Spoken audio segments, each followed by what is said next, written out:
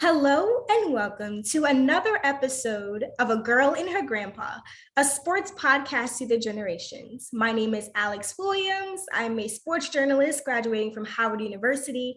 I'm also here joined with my grandpa, Kenneth Grooms. Grandpa, how are you doing today? I'm doing fantastic, Al. That's so Very great much. to hear. And we're also here with track and field champion, Ms. Alia Armstrong. Thank you so much for joining us today. Of course. Thank you for having me. Of course, we are so excited. I know my grandfather is probably beaming inside, so excited to have For you on. sure.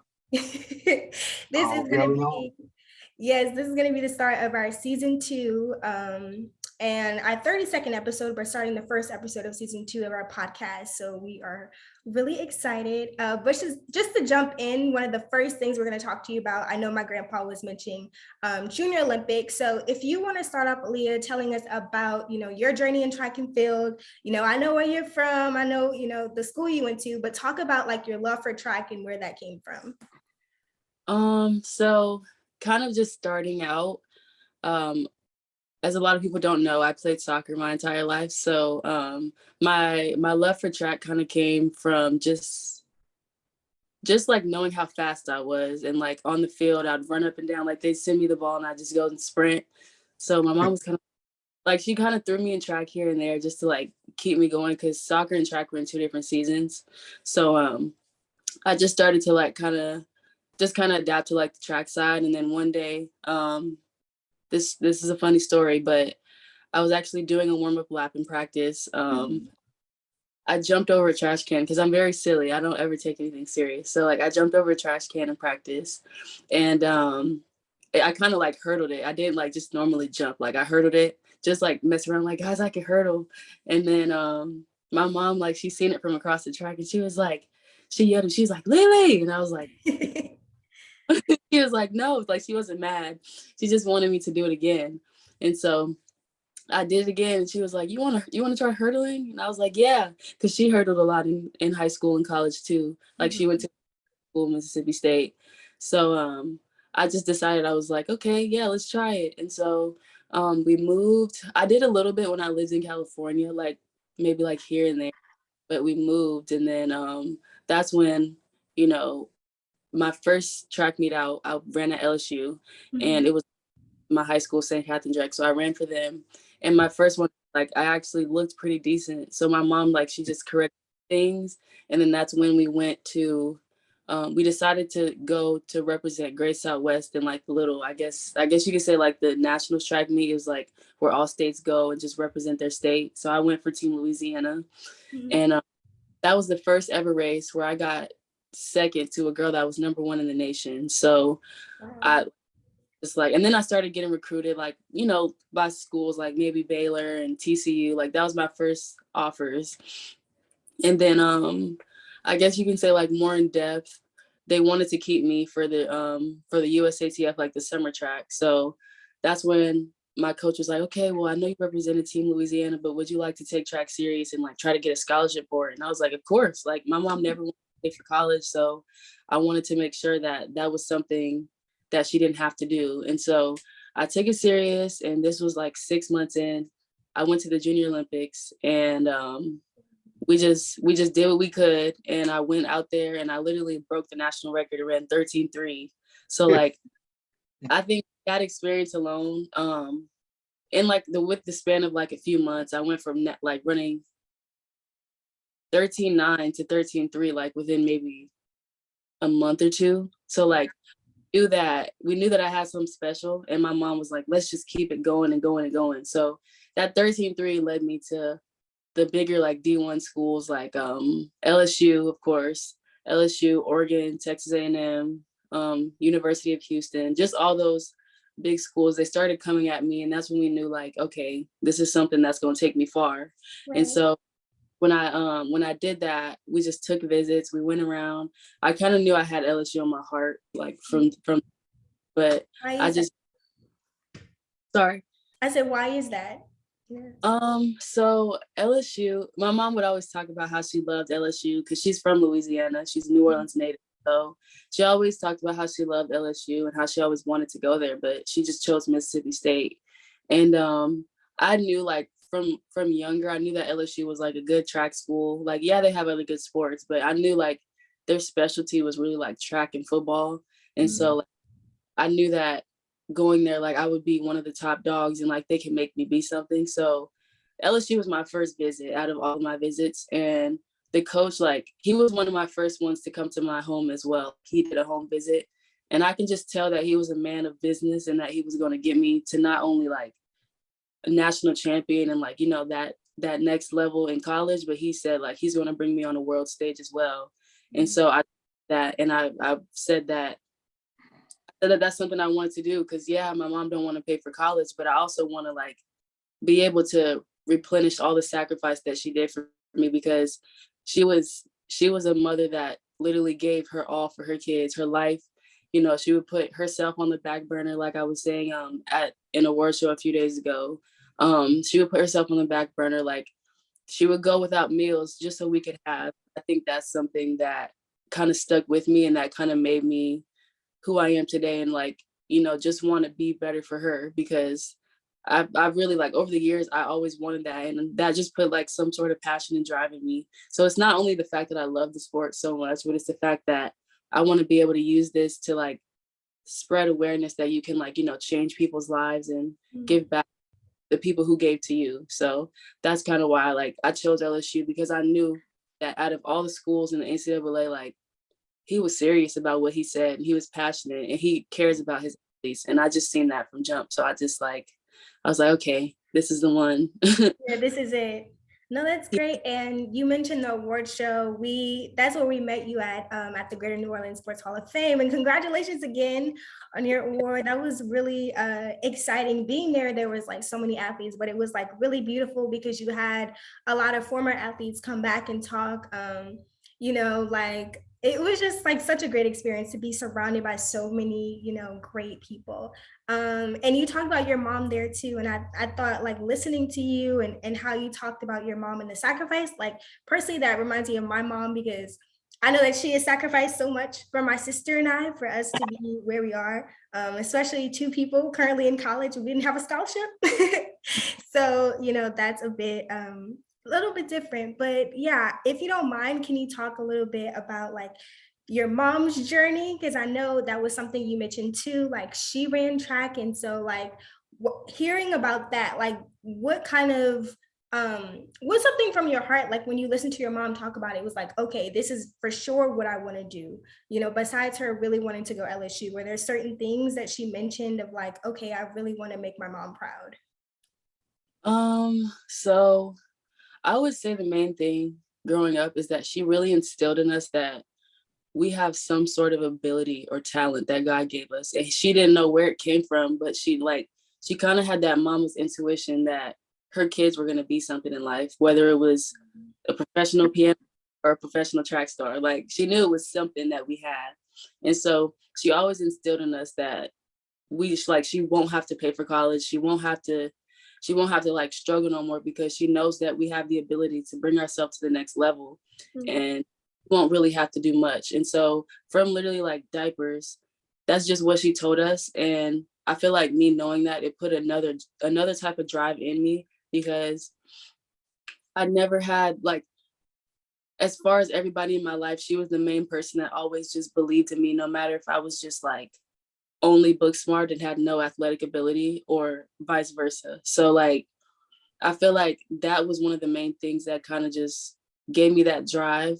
And also too, I guess you could say for her story, she pretty much sacrificed a lot because growing up, well, I wasn't outside of the womb yet. My sister's older than me. She's 27. So my sister was born out here and she was raised until she was 6 years old. And then that's when my mom got pregnant with me. And she decided to move us to California because my biological father was not in my life and he wasn't planning on being in my life. So she moved us out to California and raised us out there because she didn't want us to live in like the New Orleans, you know, typical lifestyle, because that's not really ideal. And she wanted us to have like be something in life. So she moved us there. And that's when she started living with my grandmother, who is deceased now, but she started living with her in LA. And that's where I was born and everything. And so she really, really struggled a lot. And she did it because my biological father, and this is pretty personal, I don't share it a lot, but my biological father didn't want me to be here. And when I say that, I mean, he wanted my mom to have an abortion. Mm-hmm. And so she seen that, and she knew that I was going to be special, because she knew that was kind of like the devil saying like, no, don't have this child because blah, blah. But really, like, she knew that I was going to be something special. So she sacrificed, meaning like put her whole entire life on the line. My mom was supposed to go to the 1994 Olympics, but she literally, she said, no, I want to have these kids, because just because he just said this means that just makes them even more special to me. Like, they'll have a testimony. And so by her telling me that specific thing, and just like seeing how she transitioned all the way across the country and struggled, didn't have nothing to eat sometimes, literally raised me and my sister by herself for like a certain amount of years until my father came into my life. I think that knowing that specific story kind of just put the fire that sparked like every sort of like competitiveness, or like, the faith in God, like that put all of that into my heart. And she kind of just like embedded it in me. And she didn't just tell me like over the years. I mean, she didn't just tell me like one random day, like she kind of told me over the years, so I was able to understand it. But she told me from a young age. And that's kind of why like I'm the person I am today, because I seen, when I say sacrifices, I mean like she literally went from like being up here to like starting from the bottom so her kids can be up here, and that sacrifice that I would like to give back to her, because when I step on the track, like I don't care how bad it hurts. I seen the hurt that she has, so I don't want to say like, oh, it hurts, but like it does hurt, of course, like, running track and be trying to get to that next level. But I feel like it's worth it, because the stuff that she sacrificed don't compare to what maybe some 300s at practice. Like I can do in order to repay her and just make her feel like, everything was worth it that she did for her kids. So that's probably like the reason why I chose the journey that I chose, and just everything else. Because I mean, of course I wanted to play soccer, but that wasn't bringing the money, that wasn't bringing scholarship. So I had to sacrifice myself, and I was willing to do it. I'm willing to do anything for my mother. So that's the reason why. Go ahead, Grandpa. Okay, you made an inquiry about Aaliyah's mother. I can speak firsthand about Aaliyah's mother when she was in high school, because I'm telling my age now. When she was in high school, she was one of the premier hurlers in the state of Louisiana. Matter of fact, she was the number one hurler in the state of Louisiana. She was coach. She went to Joan Mack, and she was coached by a friend of mine who's deceased, Coach Reynard Alexander, who was a hell of a coach back in the day. And he would scour the hallways looking for athletes. And he found Aaliyah's mother. And I don't know if he taught her the hurdles or it was just a natural thing. But I do know she won numerous awards. I think she was a 2 or 3 year uh, 100 meter, 110-meter champion at the Liberty Bank Relays, which was the premier track meet in the city of New Orleans. And a lot of kids come from just about all the high schools in the greater New Orleans area to participate in that meet.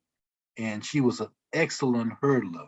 So as they say, the uh, the the leaf didn't fall from the tree. And there's no doubt where she got her hurdle ability come how she got her hurdle ability. And it's strange that hurdlers, they say hurdlers are not, they're not individuals that you go out and make a kid a hurdler. It's a natural thing. Either you have it or you don't have it. Her mother had it, and she passed it on through her genes to Aaliyah. And I'm just so proud of her. And I had an opportunity to talk to your mother off and on, especially when you're in high school. And it was a treasure meeting her. And the fact that she was basically her coach, because not too many people can coach the hurdles. So her mother was her first and probably her second and third coach. And Yep. Yeah, you've made tremendous strides. We're looking forward to you on the world level. Before the podcast, I did inquire if you had planned on returning to LSU. You said you had planned on returning. So looking forward to the next season. Yeah. Um, I guess what are your goals now?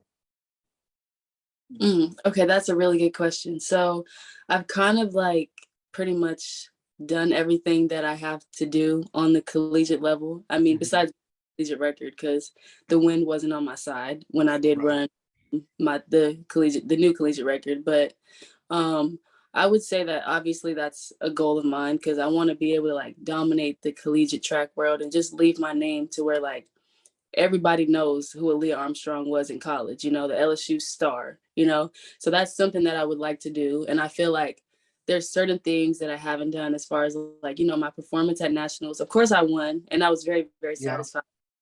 I feel as though that there's certain things that I'm still called to do on the collegiate level. Yeah. And I could have, but I feel as though that's not my time yet. And I say that because there are just things within myself that I need to correct as far as like um decisions that I make, like as far as my eating habits. I want to use this year to like still have those resources and be able to like mold myself into the athlete that I want to be on the pro level because a lot of people just rush out there and they see like, oh my gosh, I see a big lump sum of money, so I'm gonna go get it. Like I gotta play it smarter than that because I want to be like the highest paid athlete in the history of like track and field. So with that goal, I kind of got to sacrifice seeing like, oh my gosh, I see like six figures being thrown at me. Do I go towards it or do I just be patient and keep building? And I think where most athletes make mistakes is that or they're not patient enough with themselves. Like they Hmm. don't just build. And I think building yourself and like being the best version of you that you can be before you get to that pro level is going to be your key to success on that next level because I still have bad eating habits. I eat too much candy. I eat too much sweets. I got a sweet Same girl, same. like Too much Popeyes? You cut back on Popeyes? Yep, I just had Popeyes the other day. Like that's my problem. So I want to be able to like on this level because we have a nutritionist for us at LSU. Yeah. We have resources. So this year I'm going to really get serious about buckling down on just eating like a pro, living like a pro, getting my proper sleep schedule, my rest, better time management. I don't have good time management. So like I think that's just something that I need to do and I need to get some more priorities in line before I can get to there because Yeah. a lot of things that you got to pay for yourself. And that's another thing. Like I got to pay for a coach. I got to pay for a trainer. I got to pay for like, a physical therapist. So I just think that there's a lot of things I need to take care of on this level before I can go to the next one. And people just don't really understand that, but it's not for them to understand. It's my life. So like, I feel like that's something that I just would like to do. And so that's why I made that decision to just stay another year. And my coach feels the same way as well. So Yeah. Now, two quick other things as it relates to your race. I noticed in the World Championship, you got out fantastic over the first four hurdles, and you kind of looked like on the fifth hurdle coming in. And my track coach, who was, of course, in high school, was the guy that was honored at the Sugar Bowl with you the other day. And he uh-huh. was talking to your mom. He said she can't sit after that fifth hurdle. She got to stay up. But Yeah. I couldn't believe how you had an excellent start. You were flying over those first four, and but that's just technical stuff that once you clear that up, you're gonna be the world record holder. Thank you. Yes, that's definitely the goal. And that's another thing too. I'm glad you brought that up. I just believe that I have so much technical work to do because I literally started my junior year in high school. So I think that there's a lot more experience that I can build on this level first while like I can use it as like a little blueprint or like a practice. And so like I think before I just go and just get thrown to the sharks, I can Mhm. just like pick some stuff up so that I'll be ready to like go into that water and be able to swim and not drown. Like I mean, I didn't necessarily drown because I still stepped it up, but I feel like I could step it up another notch and just be technically like almost flawless. And I think that's Yeah, something that that's the only thing you got to clean up. The technical aspect of it. Everything else, you good to go. You yeah, really are. And just Thank to say something, Lee, you said, you when you were just a junior in high school, like you're 21, like still She's very, very new young at this. to accomplish all these things. Go ahead, Grandpa. I just wanted to put that in there. Well, yeah, she's new at this. She really is. She's a novice. She's just a babe. Some kids, when you went to the when you went to Junior Olympics and competed, a lot of the kids that you competed against, they have been going to the Junior Olympics since they was like 9 and 10 years old running hurdles, and that was something new to you. They had buku experience on you, so much in the game for about 6 months at that time. yeah. Now, quick question as it relates to NILs. I know the football players on the collegiate level have been able to take advantage of the NIL deals. As a track athlete, are you in position to take advantage of the new system? Yes. I've actually been working. The first NIL deal that I had was just working with this group of football players. They Mhm. just come to school and they kind of just make a brand for you, and you kind of Okay. sell the alumni and people who are in the school. And I'm working in this group, and I'm currently doing that still because it's like a process. But Okay. that's the first thing I've done. But other than that, I think that I haven't really been jumping on a lot of NIL deals because, of course, I told you like time management is not the Yeah. best. So Yeah. like I'm traveling every single weekend back to back. Like we get back on a Sunday maybe and leave on a Tuesday. I So like know. I did interviews and just other things to do.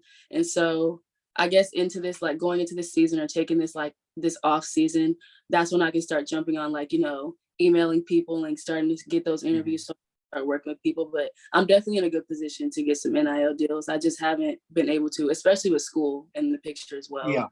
Now your season is over, correct? Oh yes, yeah, I couldn't do it no more. Because I was watching at a meet just the other day, and TT was talking about going to Budapest and Morocco in the coming weeks.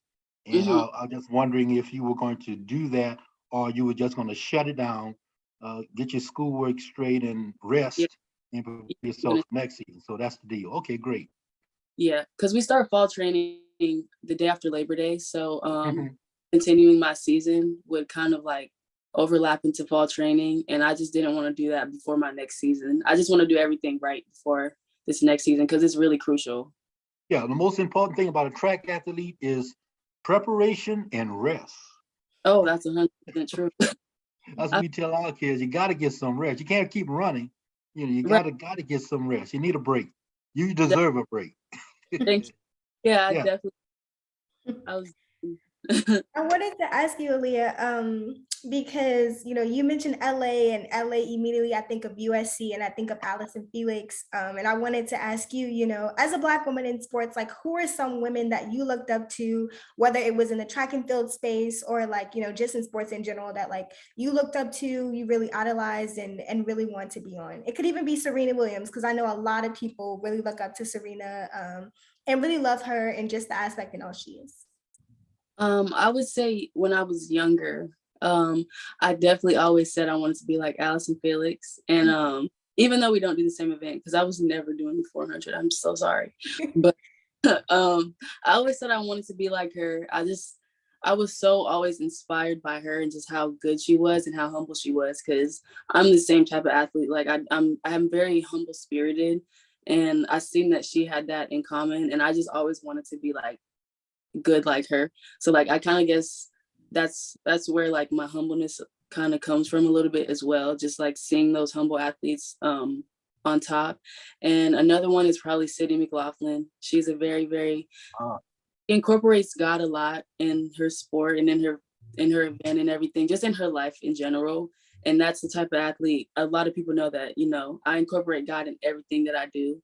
And just looking at her over the years and seeing how God has brought her to the place where she's at, just because like she gives him glory on them big stages. I knew that was something that I had to do, not only because I wanted the blessings that he had for me, but because he just deserves it, because he's brought people from literally nothing to being like some world-class athletes and mhm. getting all this recognition for who they are and their ability that he gave them. So I just wanted to I wanted to be that role model for the younger people and the younger generation that like God is important in everything that you do, not even in sports, but just everything. And so that was something that I really admired about them athletes. And then I feel like in the more recent years, I've started to be inspired by Serena Williams, like you said, because she has a very similar story to me. And I watched the movie that was made about them. And when I watched it, I literally like, me and my mom went together. Me and my mom and my sister went, and we literally shed a tear because my sister also ran track. And I was pretty much like the Serena Williams and she was like the Venus. And so like that was literally like every single thing that we went through like in that movie. And it was just so crazy to see because it was such an inspiration. But I would say Serena Williams more of like the recent inspiration in my life. I just look up to her so much, as well as my mom. Just yeah, in general. Yeah. Yeah, you mentioned Sydney McLaughlin, and I know, every time, and recently when they had it at the World Championships, like it's immediately after she finished her race, like you saw her still on the track, like looking up to God, crossing her, making the sign of the cross. Like that is just so impactful, as a Christian and someone believes, like you said, God gives you these talents, these abilities, and you want to give him all of the glory and honor for that. So really appreciate that. And we really do appreciate you on this episode. This is going to be the end of it, but wish you all the best. I know you said you watched Serena in her movie, but hopefully one day we're going to be watching a movie about you, a documentary about you and all the success that you were able to achieve. That would be really great. So, wishing all that for you. And this was the first episode of the new season of A Girl and Her Grandpa, a sports podcast to the generations with the girl Alex Williams and her grandpa. And Grooms. Kenneth Grooms. And we also had track and field champion, Miss Alia Armstrong. Alia, thank you so much again for joining us today. Me. God bless you. God bless you. Yes, and this podcast can be found on Apple, Spotify, anywhere your searches were there. So you all make sure to tune in and make sure to listen to next week's episode again. You all have a great day.